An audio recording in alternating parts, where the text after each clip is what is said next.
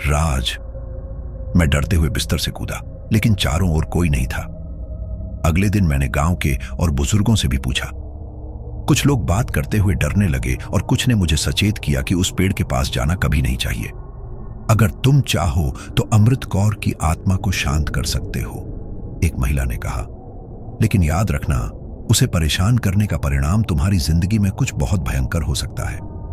गुरसेवक ने फिर से मुझे समझाया कि मैं इसे नजरअंदाज कर दूं, लेकिन मेरे मन में अब एक अजीब सी बेचैनी थी।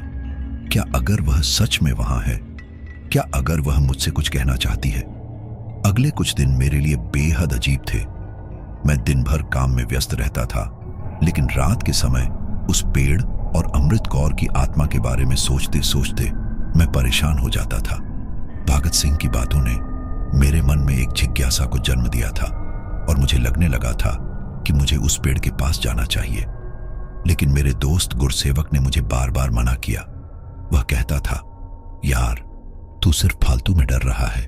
यह सब सिर्फ गांव वालों की बकवास है। तू क्यों अपनी जिंदगी को खतरे में डालना चाहता है?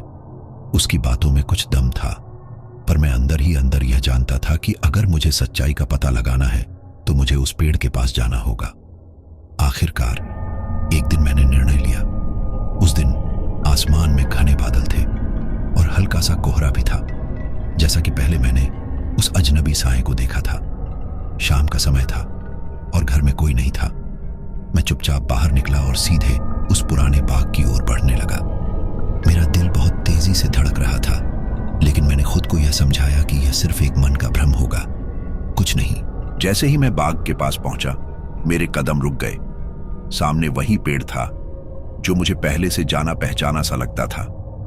पेड़ के नीचे की मिट्टी थोड़ी गीली थी और हवा में एक अजीब सी खामोशी थी, जैसे सब कुछ थम सा गया हो। मैंने चारों ओर देखा, लेकिन वहां कोई नहीं था। फिर भी मुझे ऐसा महसूस हुआ जैसे कोई मुझे घूर रहा हो। एक अजीब सी सिहरन मेरे शरीर में दौड़ गई। मेरे मन में तरह तरह के सवाल उमड़ने लगे। क्या अमृत कौर की आत्मा सच में यहां है? क्या वह इस पेड़ के नीचे मेरी मौजूदगी को महसूस कर रही है? मैंने धीरे धीरे कदम बढ़ाए और पेड़ के पास जाकर खड़ा हो गया। कुछ देर तक मैं बस वहीं खड़ा रहा और फिर अचानक मुझे लगा जैसे कुछ हलचल हुई हो। मेरी निगाहें पेड़ की ओर थीं और तभी अचानक मैंने देखा एक धुंधली सी आकृति पेड़ के नीचे खड़ी थी। उसका चेहरा पूरी तरह से स्पष्ट नहीं था, लेकिन उसकी सफेद साड़ी और लंबे बाल साफ दिख रहे थे। मेरे रोंगटे खड़े हो गए। वह आकृति मुझे सीधी देख रही थी और उसका चेहरा अब मुझे थोड़ा और साफ दिखाई देने लगा। वह एक लड़की थी जो किसी तरह के दुख और दर्द में डूबी हुई लग रही थी। उसकी आंखों में एक ऐसी खालीपन था जो सीधे दिल में उतर जाता था। उसके चेहरे पर एक अविश्वसनीय उदासी और दर्द था जो मेरी आत्मा को छू गया। मुझे समझ में नहीं आया कि क्या करूं। मैं घबराकर पीछे हटने लगा, लेकिन जैसे ही मैंने कदम बढ़ाया, वह आकृति मेरे सामने आ गई।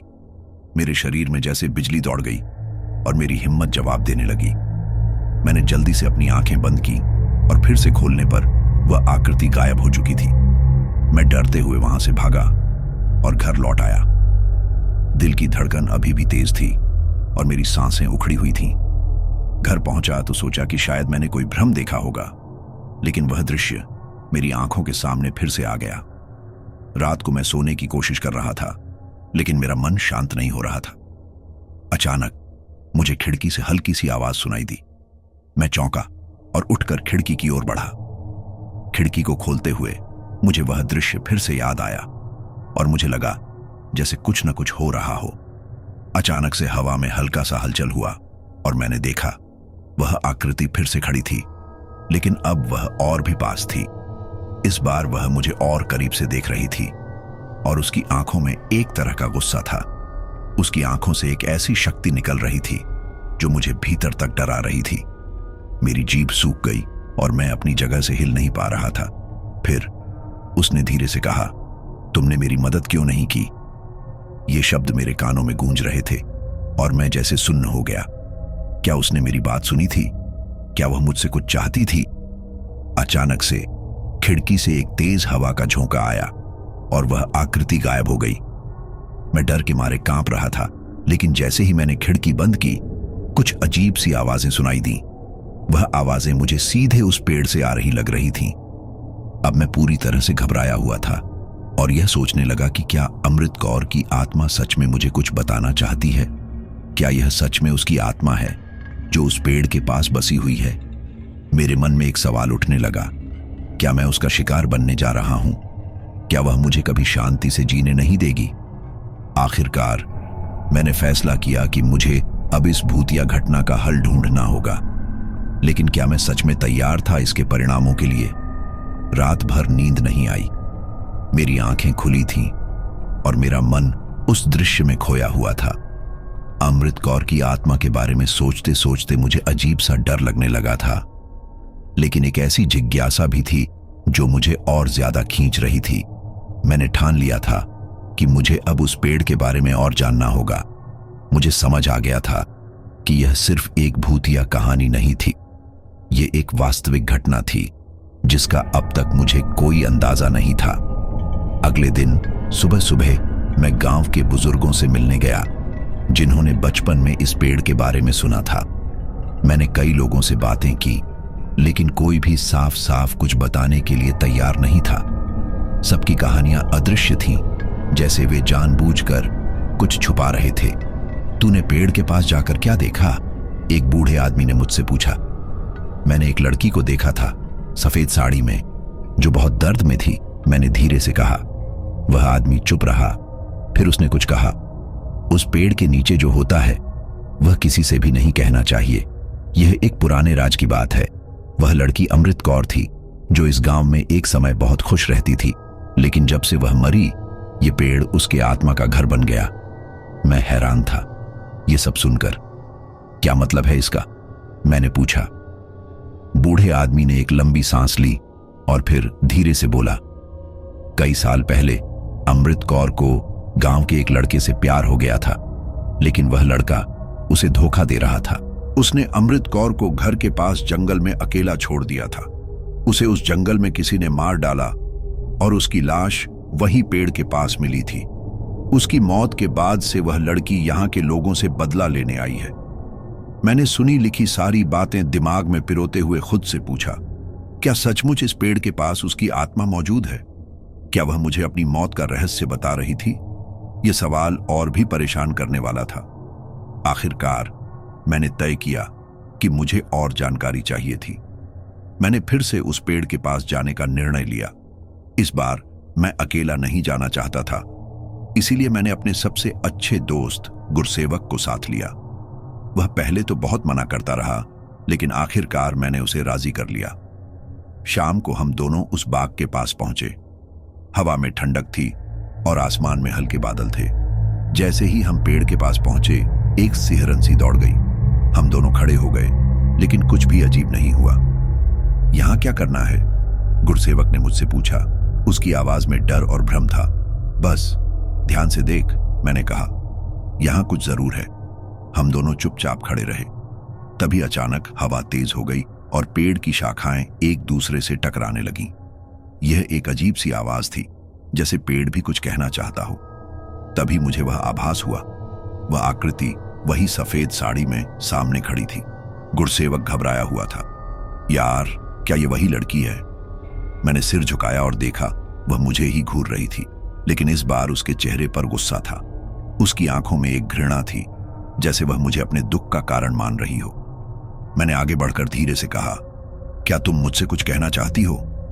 वह आकृति चुप रही और फिर अचानक वह गहरी आवाज में बोली, तुम्हारी वजह से मैं मरी, तुम सब की वजह से मैं मरी। अब मुझे शांति चाहिए। गुरसेवक के चेहरे पर डर और घबराहट थी और वह मुझे खींचकर पीछे ले जाने लगा, लेकिन मैं वहीं खड़ा रहा। उस आत्मा के शब्द मेरे दिल में गहरे समा गए थे। क्या सच में मेरी वजह से वह मरी थी? क्या मैं कुछ कर सकता था जिससे वह शांत हो जाए? तभी एक जोर की आवाज आई। पेड़ की जड़ से तेज आंधी जैसी हवा ने हमें घेर लिया। पेड़ के नीचे की जमीन हिलने लगी। गुरसेवक चिल्लाया, यह क्या हो रहा है? और फिर वह घबराया हुआ तेजी से भागने लगा, लेकिन मैं खड़ा रहा। एक अजीब सी ताकत ने मुझे वहां रोक रखा था। अचानक से पेड़ के नीचे से कुछ गहरी मर्मस्पर्शी आवाजें आईं। वह आवाजें मुझे रुलाने वाली थीं, जैसे कोई बहुत ही तकलीफ में हो। तुम क्यों नहीं समझे? वह आक्रोशित आवाज आई। तुम नहीं जानते कि तुमने क्या किया। मैंने एक कदम और बढ़ाया और पेड़ के पास आकर मैंने कहा, मैं तुमसे माफी मांगता हूं। अगर मेरी वजह से तुमने कुछ महसूस किया है तो मैं इसे ठीक करने की कोशिश करूंगा। अचानक हवा में एक ठंडी और भयानक शांति छा गई। जैसे ही मैंने उसकी बातों को स्वीकार किया, वह आकृति गायब हो गई। लेकिन मुझे उस दृश्य ने बिल्कुल शांति नहीं दी। रात के बाद मेरा मन और भी भारी हो गया था। क्या मुझे सच में कुछ किया था? क्या मैं उस आत्मा को शांति दे पाया था, या यह सिर्फ एक और खौफनाक अनुभव था? मैं अब इस राज से बाहर निकलने की कोशिश कर रहा था, लेकिन यह एक ऐसा राज था जिसे समझने के बाद शायद मैं कभी भी शांति से नहीं जी सकता। तब से उस पेड़ के पास जाने की मेरी हिम्मत नहीं हुई। लेकिन यह कहानी अभी खत्म नहीं हुई थी। वो दिन मेरे लिए एक डरावनी याद बनकर रह गया। मैंने हर तरह से कोशिश की, लेकिन अमृत कौर की आत्मा को शांति दिलाने के बाद भी उस पेड़ के पास जाने का साहस नहीं जुटा पाया। मेरी रातों की नींद खो चुकी थी। वो दर्दनाक आवाजें, वो आंखें जो मुझे घूरती थीं, वो गुस्सा जो मैंने महसूस किया था, वो सब कुछ मेरी सोच में हमेशा के लिए बस गया था।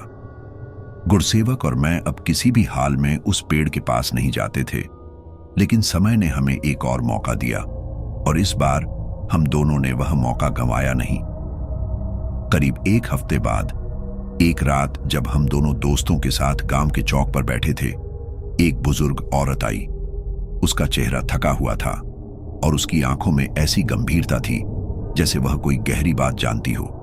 उसका नाम हरजीत कौर था और उसने धीरे से हमें देखा, फिर बोली, तुम दोनों वहां गए थे उस पेड़ के पास, है ना? हम दोनों चौंके, लेकिन उसने हमें मौका नहीं दिया। तुम जानना चाहते हो ना कि क्यों वह लड़की मरी थी? उसने पूछा। हम दोनों ने एक दूसरे को देखा और फिर बिना कुछ कहे सिर हिला दिया। हरजीत कौर ने हमें बैठने के लिए कहा और फिर बड़ी देर तक चुप रही। आखिरकार उसने कहा, तुम दोनों को जो कुछ भी हुआ वह केवल आधी सच्चाई है। असल में अमृत कौर की मौत के पीछे सिर्फ वह लड़का नहीं था जिसके बारे में सुना था। एक और भी खौफनाक कहानी है। मैं और गुरसेवक ध्यान से सुनने लगे। वह औरत हमारी जिज्ञासा समझ चुकी थी और उसने कहानी शुरू की। अमृत कौर एक बेहद प्यारी और खुशमिजाज लड़की थी, लेकिन उसे एक बात का पछतावा हमेशा रहा। वह गांव के एक लड़के से बहुत प्यार करती थी, जिसे गांव वाले अच्छे से जानते थे। वह लड़का नामी था और कुछ समय तक अमृत कौर के साथ खुश था, लेकिन एक दिन वह लड़का बदल गया। उसे किसी और से प्यार हो गया था और अमृत कौर को छोड़ दिया। फिर क्या हुआ? मैंने पूछा, क्योंकि यह तो वही कहानी थी जो मैंने पहले सुनी थी। नहीं, तुम नहीं समझे, उसने कहा। यह सब उसके बाद हुआ। वह लड़का उसे अकेला छोड़कर चला गया और अमृत कौर पूरी तरह टूट गई थी। वह इतनी परेशान थी कि उसने अपनी जान लेने की सोच ली, लेकिन उसके पहले वह एक आखिरी बार उस लड़के को मिलने आई थी। और तभी कुछ और हुआ। वह लड़की मरने नहीं गई, बल्कि वह उस लड़के से बदला लेने आई थी। हम दोनों शॉक में थे। यह कहानी पूरी तरह से बदल चुकी थी। तुम समझ रहे हो ना, वह लड़की नहीं मरना चाहती थी। हरजीत कौर ने गहरी सांस ली। वह बस बदला चाहती थी, और बदला उस पेड़ के नीचे से था। अब वह पेड़ उसके आत्मा का घर बन चुका है। तब हरजीत कौर ने एक चौंकाने वाली बात कही, तुम दोनों ने जो देखा वह सिर्फ शुरुआत थी। असल में अमृत कौर ने अपने मरने के बाद किसी और को उस दर्द को महसूस करवा दिया है। हम दोनों और अधिक चुप हो गए और फिर मैंने पूछा, किसे? उसने एक लंबी चुप्पी के बाद कहा, तुम दोनों को। तुम दोनों अगले हो। यह शब्द सुनते ही हमारा खून थम गया। हम दोनों की आंखों में खौफ साफ दिख रहा था, लेकिन हम कुछ कहने के लिए तैयार नहीं थे। वह महिला चली गई और हम दोनों वहीं खड़े रह गए। उस रात हम सो नहीं पाए। बार बार वही डरावनी आवाजें हमारे दिमाग में गूंज रही थीं। क्या यह सच था? क्या हम अगले थे? फिर अगले दिन मैं और गुरसेवक सोचना शुरू कर चुके थे कि कहीं वह औरत हमें डराने के लिए तो नहीं कह रही थी। लेकिन तभी हम दोनों को अचानक से एक और घटना का सामना करना पड़ा। हम दोनों उस पेड़ के पास से गुजर रहे थे और तभी एक अजीब सी ठंडी हवा हमें घेरने लगी। पेड़ की जड़ें हिलने लगी और अचानक एक भयंकर शोर गूंजने लगा।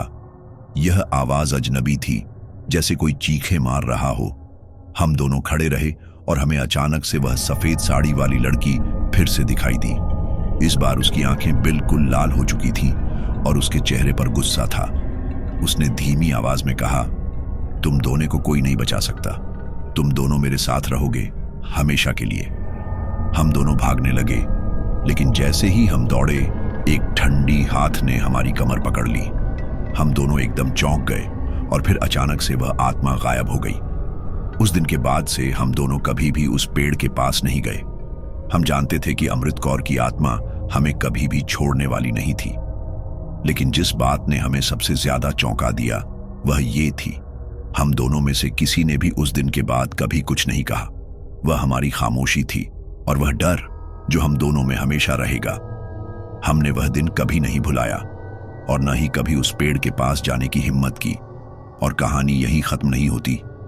हम दोनों, गुरसेवक और मैं, अब एक अनकहे डर के साए में जी रहे थे। वह सफेद साड़ी वाली लड़की, अमृत कौर की आत्मा, जैसे हमारी हर एक सांस में समा चुकी थी। न रात को चैन था, न दिन में शांति। हमेशा एक एहसास रहता था कि किसी न किसी पल वह फिर से हमारे सामने होगी। हम दोनों ने कोशिश की थी कि इस खौफ को अपनी जिंदगी से निकाल सके, लेकिन अब वह हमारे जीवन का हिस्सा बन चुकी थी। 1 महीने के बाद हमारे गांव में एक बड़ा मेला हुआ। यह मेला साल में एक बार होता था और हमेशा की तरह इस बार भी गांव के लोग पूरे जोश और उल्लास के साथ आए थे। लेकिन हम दोनों, गुरसेवक और मैं, मेले में जाने की हिम्मत नहीं जुटा पाए थे। हम दोनों ने सोचा था कि शायद कुछ समय के लिए मेला हमारी परेशानी को कम कर दे, लेकिन यह हमारी सोच का एक और गलत हिस्सा था। मेले के दिन जब हम घर में थे, तभी हमें एक फोन कॉल आया। ये गुरसेवक के माता पिता का था, जो मेला देख रहे थे। उन्होंने हमें बताया कि एक अजीब घटना घटित हुई थी। गांव के चौक में एक लड़की की लाश मिली थी। उसका चेहरा पूरी तरह से कटा हुआ था और उसकी आंखें बाहर निकली हुई थी। किसी ने देखा कि वह लड़की वही सफेद साड़ी वाली थी जो हमें पेड़ के पास दिखाई दी थी। यह सुनते ही हमारा दिल धक से रह गया। हम दोनों तुरंत मेला जाने के लिए तैयार हो गए, लेकिन किसी अज्ञात डर ने हमें रुकने पर मजबूर कर दिया। हम जानते थे कि अब हम जो भी करेंगे, हम उस लड़की से बचने में सफल नहीं होंगे। हमारी गलती यही थी कि हम उसकी चेतावनियों को नजरअंदाज करते गए थे। मेला खत्म होने के बाद हम दोनों चौक पर गए। ये वही जगह थी जहां हमने सुनी थी कि लड़की की लाश मिली थी। जैसे ही हम वहां पहुंचे, हमें महसूस हुआ कि हवा में कुछ अजीब था। अचानक से चारों ओर घना अंधेरा छा गया।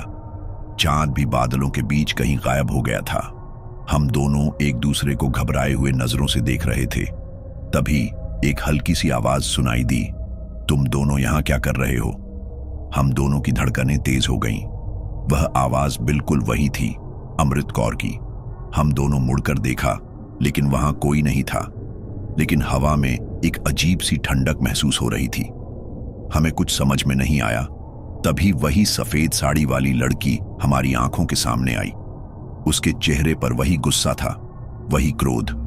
उसने हमसे कहा, तुम दोनों को खत्म करना मेरा हक है। तुमने मुझे छोड़ा, तुमने मुझे अनदेखा किया। अब तुम दोनों का इंतजार कर रहा है वही पेड़। हम दोनों ने भागने की पूरी कोशिश की, लेकिन जैसे ही हम दौड़े, एक जोर की चीख गूंज उठी। वह चीख इतनी तेज थी कि हमारी हड्डियां तक कांप उठी। हम जैसे ही चौक की ओर बढ़े, अचानक से हमारे सामने वही पेड़ आ गया। यह वही पेड़ था जिसके बारे में हरजीत कौर ने हमें चेतावनी दी थी। वह पेड़ अब और भी खौफनाक लग रहा था। उसकी शाखाओं में से किसी का हाथ बाहर निकल आया और उस हाथ ने हमें पकड़ लिया। हम दोनों डर के मारे चीख रहे थे, लेकिन हमारी आवाजों का कोई असर नहीं हुआ। वह हाथ हमें धीरे धीरे उस पेड़ की ओर खींच रहा था। हम दोनों उस खौफनाक ताकत से खुद को छुड़ाने की कोशिश कर रहे थे, लेकिन जैसे ही हम उसे छोड़ने की कोशिश करते, हमें ऐसा लगता कि हमारी आंखों के सामने वही लड़की खड़ी है। उसकी आंखें अब पूरी तरह से लाल हो चुकी थीं और उसका चेहरा ऐसे मुड़ा हुआ था जैसे किसी ने उसे किसी खौफनाक तरीके से मार दिया हो। हम दोनों, गुरसेवक और मैं, पूरी तरह से टूट चुके थे। हम समझ गए थे कि इस खौफनाक सच्चाई से भागने का कोई रास्ता नहीं है। जब तक हम उस पेड़ को नहीं छोड़ते, तब तक हमें चैन नहीं मिलेगा। और फिर एक घातक सन्नाटा छा गया। अचानक से सब कुछ रुक गया और उस पेड़ के नीचे से एक डरावनी आवाज आई, तुम दोनों अब मेरे पास हो, हमेशा के लिए। इतना कहते ही वह लड़की हम दोनों को खींचते हुए अपने साथ ले गई। हमारी आंखें खुली की खुली रह गईं, लेकिन हम दोनों कहीं नहीं थे। हम सिर्फ उस खौफनाक पेड़ के नीचे थे और वह लड़की हमारे आसपास घूम रही थी। उस रात के बाद कभी भी हमें कोई नहीं मिला। हमारे परिवारों ने हमें ढूंढा, लेकिन किसी को हम नहीं मिले। ऐसा लगा जैसे हम दोनों पूरी तरह से उस खौफनाक आत्मा के कब्जे में थे। आज भी गांव के लोग कहते हैं कि कभी कभी रात को उस पेड़ के नीचे किसी के चीखने की आवाज आती है, और कुछ लोग कहते हैं कि उन्होंने 2 लड़कों को देखा है जिनकी आंखों में वही खौफ था, जैसे कुछ उनका पीछा कर रहा हो। कहानी खत्म नहीं होती, क्योंकि जो कुछ भी हुआ वह सब सच था। वो सफेद साड़ी वाली लड़की अब तक उस पेड़ के पास रहती है, और जो भी वहां जाता है उसका भी वही हश्र होता है।